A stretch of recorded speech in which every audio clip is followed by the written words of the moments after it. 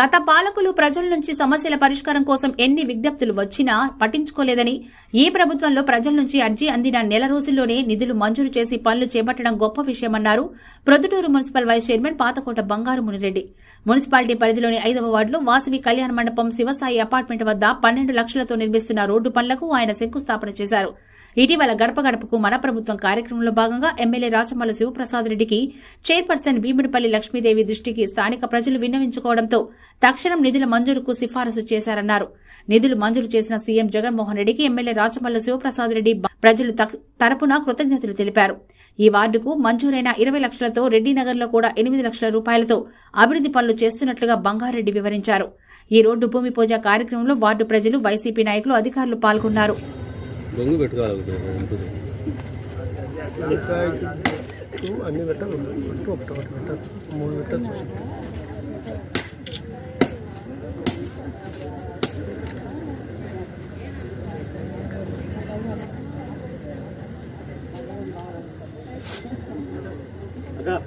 రండి మీరు కానీ అటువంటి దీని లోపల వాళ్ళని వస్తారు. రండి, మీరు ముందన్నారు కదా, రండి వచ్చిన రండి రండి మీరేమి రండి.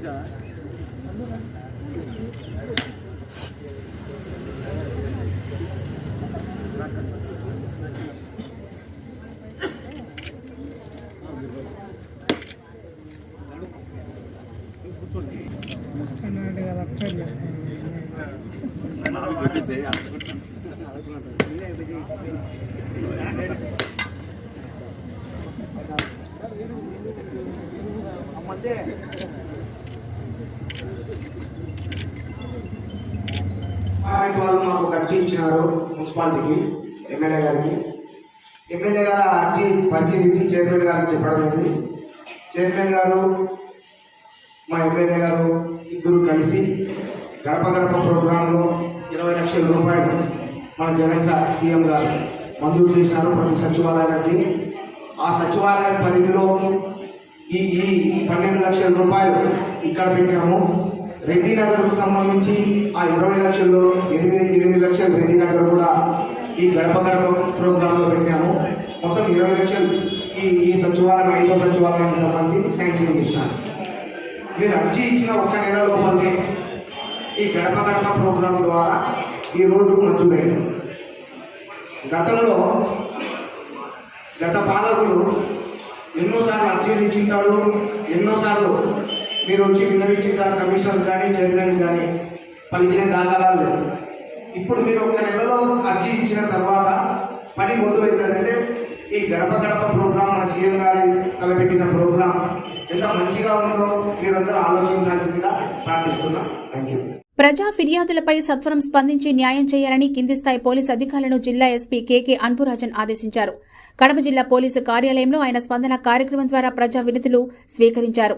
స్పందన కార్యక్రమంలో బాధితులతో ఎస్పీ స్వయంగా ముఖాముఖి నిర్వహించారు. వీడియో కాన్ఫరెన్స్ ద్వారా వారి సమస్యలను తెలుసుకున్నారు. స్పందన ఫిర్యాదులకు అత్యధిక ప్రాధాన్యతనివ్వాలని, నిర్ణీత సమయంలో వాటిని పరిష్కరించి బాధితులకు న్యాయం చేయాలని పోలీసు అధికారులను ఆయన ఆదేశించారు.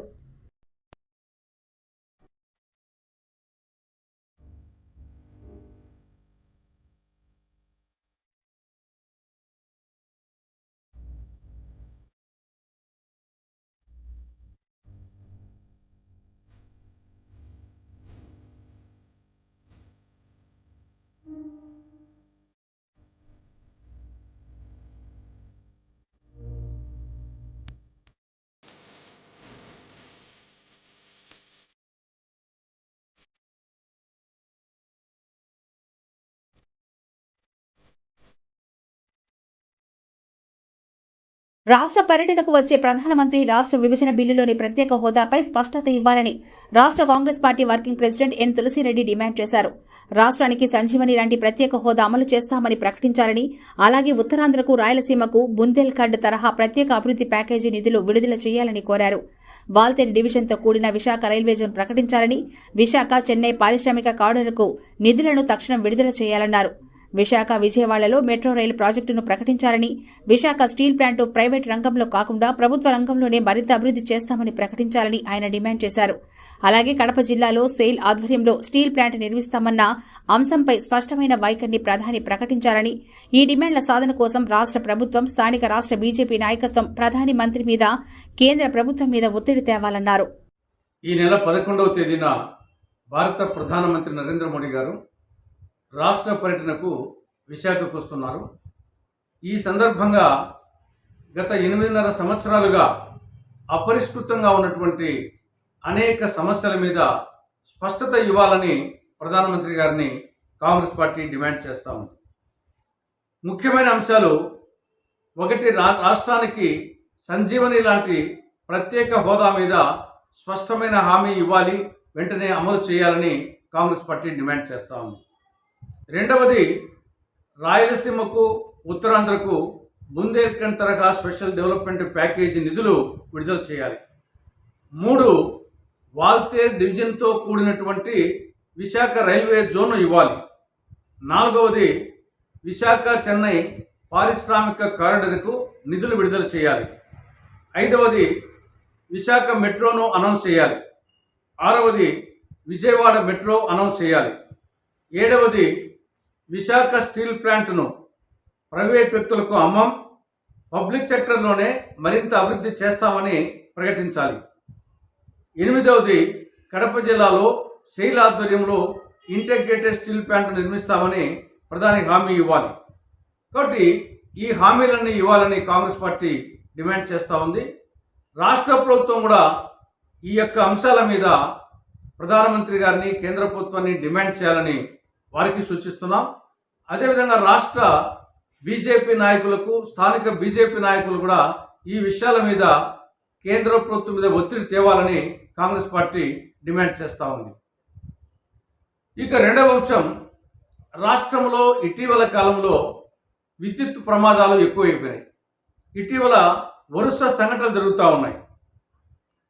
మొన్న 4 రోజుల కిందట అనంతపురం జిల్లా రాయదుర్గం నియోజకవర్గం బొమ్మనహాల్ మండలంలో విద్యుత్ తీగలు తెగిపడి 5 మంది వ్యవసాయ కార్మికులు మృతి చెందడం జరిగింది. నిన్న సత్యసాయి జిల్లాలో కదిరి నియోజకవర్గంలో ఎన్పి కుంటలో విద్యుత్ తీగలు తెగిపడి రెడ్డెప్పరెడ్డి అనే ఒక రైతు మరణించడం జరిగింది. ఒకవైపు విద్యుత్ ఛార్జీలు పెరుగుతూ ఉన్నాయి, మరొక వైపు విద్యుత్ మీటర్లు బిగిస్తామంటున్నారు, మరొక వైపు విద్యుత్ ప్రమాదాలు ఎక్కువగా జరుగుతున్నాయి. కాబట్టి ప్రభుత్వం వెంటనే ఈ సమస్య మీద తక్షణం దృష్టి సారించాలని, ఈ విద్యుత్ రంగం నుండి, విద్యుత్ ప్రమాదాల నుండి ప్రజలను రక్షించాలని, బాధితులకు వాళ్ళకు ఎక్స్‌గ్రేషియో ఇవ్వాలని కాంగ్రెస్ పార్టీ డిమాండ్ చేస్తాం. కడప నగరపాలక సంస్థలో జరుగుతున్న అభివృద్ధి కార్యక్రమాలను, రోజువారీ చర్యలపై మున్సిపల్ కమిషనర్ జి. సూర్య సాయి ప్రవీణ్ చంద్ మార్నింగ్ విజిట్ లో భాగంగా అప్సరా సర్కిల్, శంకరాపురం, ఉక్కాయపల్లి ప్రాంతాలను పరిశీలించారు. అప్సరా సర్కిల్ వద్ద ఆ ప్రాంతం సంబంధిత శానిటరీ ఇన్స్పెక్టర్లు మరియు పారిశుధ్య కార్మికులతో మాట్లాడుతూ మెయిన్ రోడ్ శుభ్రతను తెల్లవారుజామునే పూర్తయ్యే విధంగా చర్యలు తీసుకోవాలని, అనంతరం గార్బేజ్ పాయింట్లను ఎప్పటికప్పుడు శుభ్రం చేయించి ఆదేశించారు. ప్రజలకు క్లీన్ కడప ప్రక్రియలను తెలియజేసే విధంగా చర్యలు తీసుకోవాల్సిందిగా సంబంధిత శానిటేషన్ విభాగ అధికారులకు పలు సూచనలు చేశారు. అనంతరం శంకరాపురం వద్దనున్న వివిధ కాంప్లెక్స్ తనిఖీ చేశారు. ఇంటింటి చెత్త స్వీకరణలో ఎటువంటి జాప్యం ఉండరాదని, మురికి కాలువల్లో చెత్త చెదారాలను ఎప్పటికప్పుడు తీసివేసి శుభ్రం చేయాలని అధికారులను ఆదేశించారు. అనంతరం ఉక్కాయపల్లి నందు ఉన్న గ్యారేజ్, ట్రాన్స్ఫార్మ్ స్టేషన్ తనిఖీ చేశారు. ఉక్కాయపల్లి పార్కును ప్రజలకు వీలైనంత త్వరగా అందుబాటులోకి వచ్చే విధంగా చర్యలు తీసుకోవాల్సిందిగా ఆదేశించారు.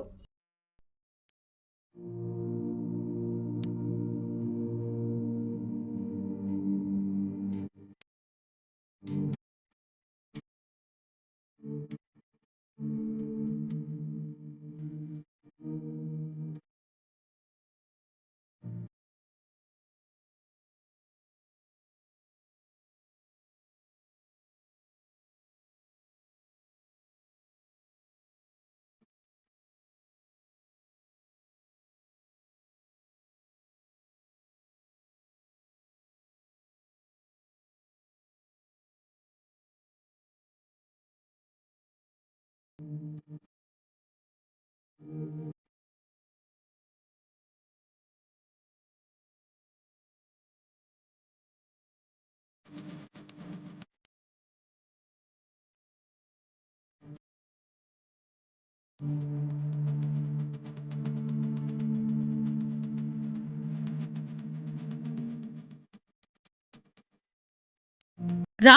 వరుస దొంగతనాలతో బెంబేలెత్తిపోతున్న జనాలు, పోలీసులు నిరంతరం గస్తీ తిరుగుతున్నా లెక్క చేయని దొంగలు అర్ధరాత్రి అదును చూసుకుని దొంగతనాలకు పాల్పడుతున్నారు. అన్నమయ్య జిల్లా రాజంపేట పట్టణంలో గత 4 రోజులుగా వరుస దొంగతనాలు జనాలను బెంబేలెత్తిస్తున్నాయి. 4 రోజుల క్రితం పట్టణ మెయిన్ రోడ్లో పార్కింగ్ చేస్తున్న స్కూటర్లను దొంగలించగా మరుసటి రోజే కడప తిరుపతి జాతీయ రహదారిపై ఉన్నటువంటి ఎస్బీఐ ఏటీఎం చోరీ జరిగింది. మరలా నిన్న అర్ధరాత్రి సమయంలో పట్టణంలోని ఆర్ఎస్ రోడ్లో గల బట్టల దుకాణం, చికెన్ సెంటర్, బేకరీ షాపుల్లో కొంతమంది తాళాలు, షట్టర్లు పగలగొట్టి షాపులోకి దూరి డబ్బులు దొంగలించిన ఘటనలు జనాలను విస్మయానికి గురిచేస్తున్నాయి. ఈ ఘటనలపై రాజంపేట సీఐ నరసింహారావును వివరణ కోరగా, మేము నిరంతరం గస్తీ నిర్వహిస్తున్నామని, బయట నుంచి వస్తున్న వ్యక్తులు గతంలో దొంగతనాలు చేసిన వారు ఇందులో ఉన్నట్లు మాకు సమాచారం ఉందని, వాళ్లను కూడా పట్టుకుని విచారణ చేసి నష్టపోయిన వారికి నష్టపరిహారం చెల్లించే విధంగా చేస్తామని చెప్పారు. అలాగే పట్టణంలోని షాపుల యజమానులు ప్రతి ఒక్కరు కూడా తమ షాపు ముందు ఖచ్చితంగా సీసీ కెమెరాలు ఏర్పాటు చేసుకోవాలని, ఇలాంటి ఘటనలు జరిగినప్పుడు ఆ కెమెరాల ద్వారా వచ్చే సమాచారాన్ని బట్టి నిందితులను పట్టుకోవడానికి, దొంగతనాలు అరికట్టేందుకు వీలు ఉంటుందని కోరారు. ఇప్పుడు జరిగిన ఘటనలపై దర్యాప్తు చేస్తున్నట్లు తెలిపారు. నిన్న తెల్లవారుజామున ఎస్బీఐ బ్యాంకు సంబంధించిన ఏటీఎంలో దొంగతనానికి అటెంప్ట్ చేసినారని చెప్పి కంప్లైంట్ వచ్చింది. దానిపైన కేసు నమోదు చేసినాము. కేసు నమోదు చేసి ఫింగర్ ప్రింట్స్ వాళ్ళు కూడా రావడం జరిగింది. కొన్ని ఛాన్స్ ప్రింట్స్ కూడా వచ్చాయి. వాటిని కూడా విశ్లేషిస్తూ ఉన్నాము. అదేవిధంగా ఆ ఏటీఎం రూమ్కు సీసీ ఫుటేజ్ స్టోరేజ్ మీద కూడా బ్యాంక్ వాళ్ళు చెప్పారు. అవి కూడా కలెక్ట్ చేసుకుంటున్నాము. రెండింటి ఈ సీసీ ఫుటేజ్ ప్లస్ ఫింగర్ ప్రింట్స్ని ఆధారం చేసుకుని ముద్దాయిన తర్వాత గుర్తించి కోర్టు ముందు హాజరుపెడతాము. అట్లాగే ఈ రోజు తెల్లవారుజామున కూడా 3 షట్టర్లు ఆర్ఎస్ రోడ్లో 3 షట్టర్లు ఓపెన్ చేసి దొంగతనానికి పాల్గొన్నారని చెప్పి కూడా మా విషయం తెలిసింది. అది ఇంకా ఫిర్యాదు కూడా చేయబడింది.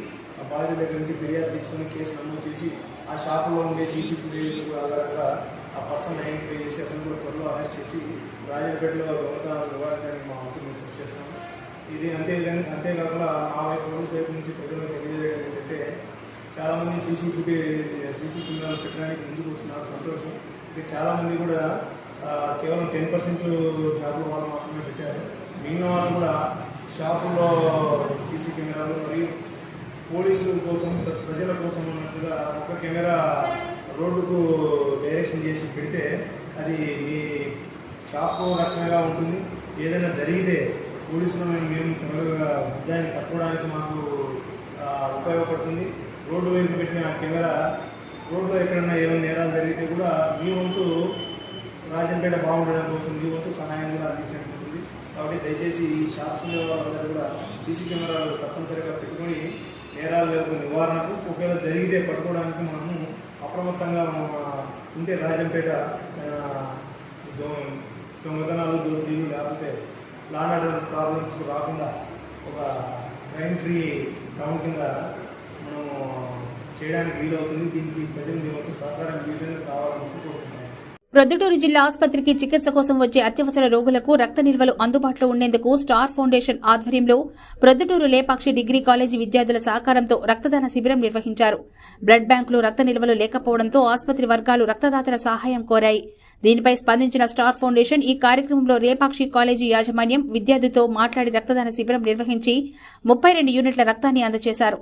ఈ సందర్భంగా లేపాక్షి కాలేజీ విద్యార్థులకు, ఆసుపత్రి సిబ్బంది కవితకు, ఇతర సభ్యులకు స్టార్ ఫౌండేషన్ అధ్యక్షులు సిరాజుద్దీన్ కృతజ్ఞతలు తెలిపారు.